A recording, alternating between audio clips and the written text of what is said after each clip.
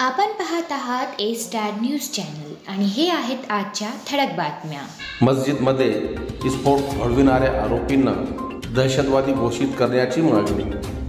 बीड जिल्ह्यातील गेवराई तालुक्यातील अर्धा मसला येथील मस्जिदमध्ये झालेल्या विस्फोटाचा तपास ATS मार्फत चौकशी करून आरोपीवर UAPA अंतर्गत कारवाई करून दहशतवादी घोषित करण्याची मागणी करण्यात आली। अर्धा मसला गावात राहणाऱ्या आरोपी विजय रामा गव्हाणे व राम अशोक सागडे या आरोपींनी अर्धा मसला गावातील जामा मस्जिद येथे जिलेटिनचा वापर करून विस्फोट घडवून आणला। सुदैवाने या विस्फोटात जीवितहानी झालेली नाही, परंतु राज्यातील प्रतिमेला धक्का देणारी घटना घडवली। त्यामुळे अशा आरोपीवर UAPA अंतर्गत कारवाई करून दहशतवादी घोषित करावे। या घटनेच्या मागे असणाऱ्या मास्टरमाइंडचा शोध घेऊन कसल्याही राजकीय दबावाला बळी न पडता संबंधित आरोपीवर कारवाई करावी आणि सदर घटनेचा तपास ATS मार्फत करून या अगोदर महाराष्ट्रातल्या लोकांनी कुठे कुठे असे विस्फोट केले याचा सुद्धा शोध घेणे आवश्यक असल्याचे देशाचे राष्ट्रपती यांना दिलेल्या निवेदनात नमूद करण्यात आले आहे।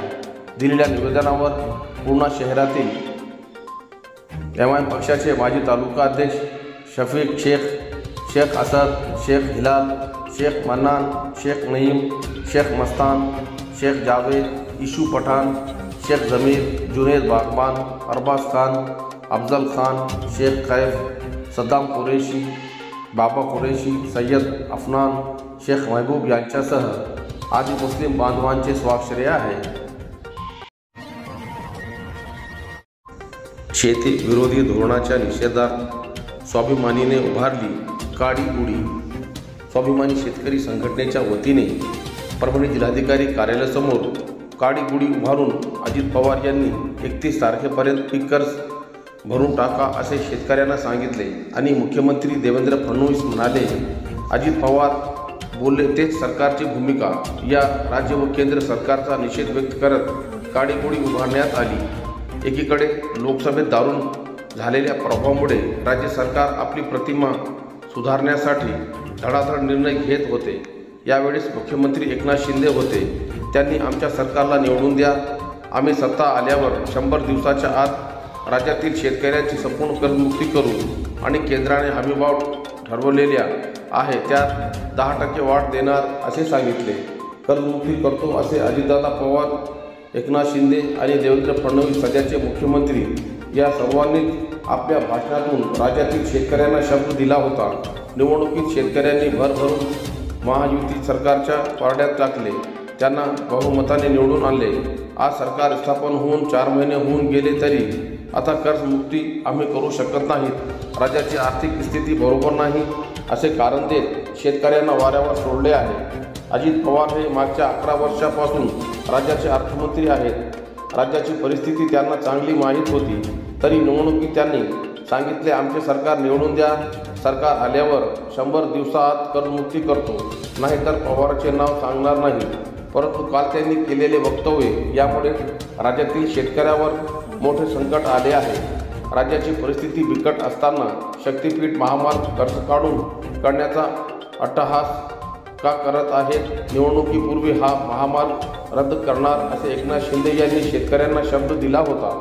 आता शेतकऱ्यांचा या महामार्गाला तीव्र विरोध असताना देखील हा महामार्ग महाराष्ट्रावर लादला जात आहे, त्यात बाधित शेतकऱ्यांची माती होणार आहे। या सरकारच्या कथनी आणि करणीमध्ये भरपूर अंतर आहे। या धोरणामुळे महाराष्ट्रातल्या शेतकऱ्यांचा विश्वासघात झालेला आहे आणि इथून पुढे होणाऱ्या आत्महत्या सरकार जबाबदार आहे।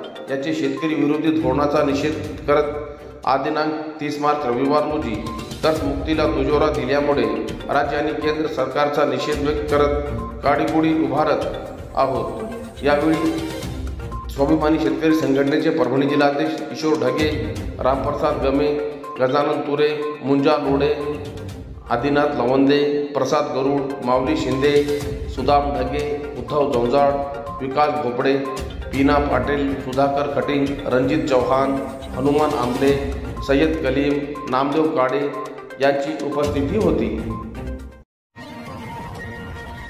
सिंगणापूर येथील कानिफनाथ मंदिरात पाडवा महोत्सव उत्साहात साजरा। परभणी तालुक्यातील सिंगणापूर येथे हा दिनांक 30 मार्च रविवार रोजी पाडवा सण मोठ्या उत्साहात साजरा करण्यात आला. कानिफनाथ मंदिरात पारंपरिक पद्धतीने महाआरती करण्यात आली. कानिफनाथांच्या नामाचा जयघोष करत डफवाद्य, झांज, ताशा, स्वाद्य मिरवणूक काढत गाव प्रदक्षिणा घेण्यात आली. गुढीपाडव्याला संत कानिफनाथ यांचा महोत्सव मोठ्या उत्साहात साजरा केला जातो. या उत्सव संदर्भात आख्यायिका सांगितले जाते की वसंत पंचमीपासून ते गुढीपाडव्यापर्यंत नवनाथांचा जय जयकार केला जातो. गेल्या 8 दिवसापासून या उत्सवाची जोरदार तयारी करण्यात येत होती. कानिफनाथांच्या मंदिरावर फुग्याच्या हजारांची सजावट करण्यात आली. ग्रामस्थांनी घरासमोर सडा रांगोळी काढून वातावरण प्रसन्न केले होते. दारासमोर गुढ्या उभारण्यात आल्या. मंदिरात डफवादाचा कार्यक्रम घेऊन महाआरती करण्यात आली. यावेळी भाविकांना नवस व नववर्ष फेडण्यासाठी गव्हाचे कानुले, मलिदा, नारळ, साखर, नारळाच्या घाटी आरतीनंतर प्रसाद म्हणून भाविकांना वाटप करण्यात आले.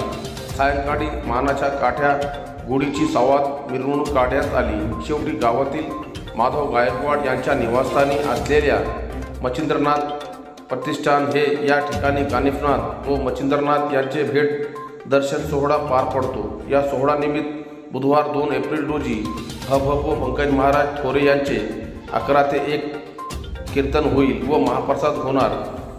या भाविकांनी या सोहळ्यात उपस्थित राहण्याचे आवाहन गावकऱ्याच्या वतीने करण्यात आले आहे. सामाजिक ऐक्याचे संदेश देणारे बोरगाव मस्जिदचे रोजा इफ्तार. मुस्लिम समाजात सर्वात पवित्र मानला जाणारा महिना म्हणजे रमजान महिना असून या काळात 12 ते 14 तासांचा रोजा धरले जातात आणि संध्याकाळी इफ्तारच्या माध्यमातून रोजा सोडला जातो. समाजाला बंधुभाव आणि ऐक्य वाटेल या उद्देशाने माजी आमदार हरिभाऊ लहाने व सेलू नगरपालिकेचे माजी उपाध्यक्ष संदीप भैया लहाने, आहेर बोरगावचे सरपंच अभय लहाने हे गेल्या 25 वर्षापासून पुढाकार घेत रोजा इफ्तारचे आयोजन मस्जिदमध्ये करतात. दिनांक 28 मार्च शुक्रवार रोजी सायंकाळी आयोजित करण्यात आलेल्या सोहळ्यात एकोप्याचे अद्वितीय दृश्य पाहायला मिळाले. या कार्यक्रमामध्ये आहेर बोरगाव गावातील विविध समाजातील मान्यवरांची उपस्थिती होती. सर्वांनी मिळून एकत्र इफ्तार केला व सामाजिक ऐक्याचे दर्शन घडवले. यावेळी शिवसेना शिंदे गटाचे लोकसभा समन्वयक माजी आमदार हरिभाऊ लहाने यांनी आपले मनोगत व्यक्त करत हिंदू मुस्लिम ऐक्याची गरज आणि त्याचे महत्त्व यावर भाष्य केले. धर्म हा जोडण्यासाठी असतो, तोडण्यासाठी नाही. सर्वांनी सलोखा आणि प्रेम असे ठेवावे असे स्पष्ट केले. आहेर बोरगाव हे एक ऐक्याचे प्रतीक आहे. सर्व लोक प्रेमाने वागतात.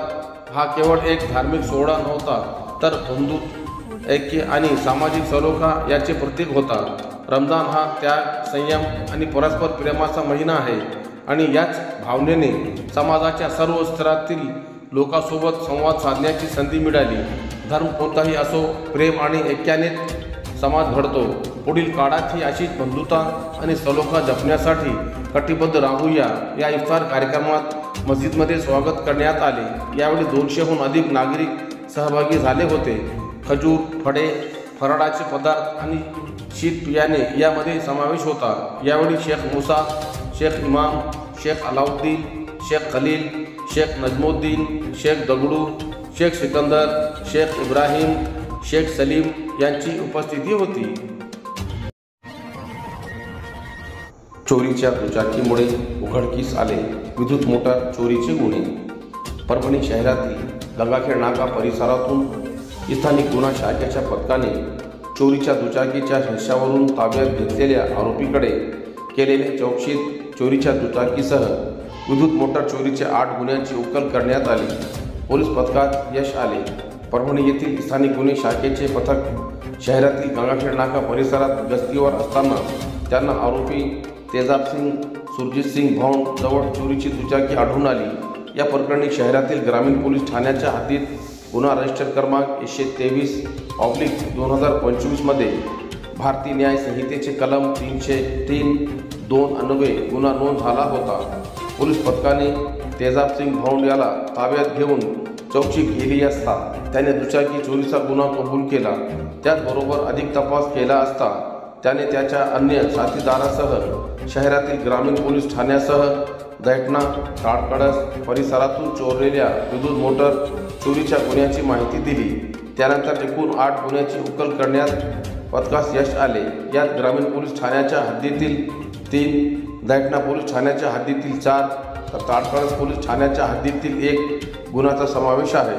तपास पथकाने आरोपी तेजाबसिंग धौंड याच्याकडून चोरीच्या दुचाकीसह 60,000 रुपये असा एकूण 90,000चा मुद्देमाल जप्त केला आहे। पुढील कारवाईसाठी त्याला ग्रामीण पोलीस ठाण्याकडे स्वाधीन करण्यात आले। ही कारवाई स्थानिक गुन्हे शाखेचे सहाय्यक पोलीस निरीक्षक RS मुत्यपोड, सहाय्यक पोलीस उपनिरीक्षक MS चट्टे, सुग्रीव केंद्रे, निलेश भुजबळ, रवी जाधव, सूर्यकांत थड, शेख रफिउद्दीन, निलेश परसोडे, दीपक मुद्दीराज, गणेश कोटकर यांच्या पथकाने केली। परभणी जिल्ह्यातील घडामोडी सर्वात अगोदर पाहण्यासाठी आपल्या चॅनलला लाईक आणि सबस्क्राईब करायला विसरू नका।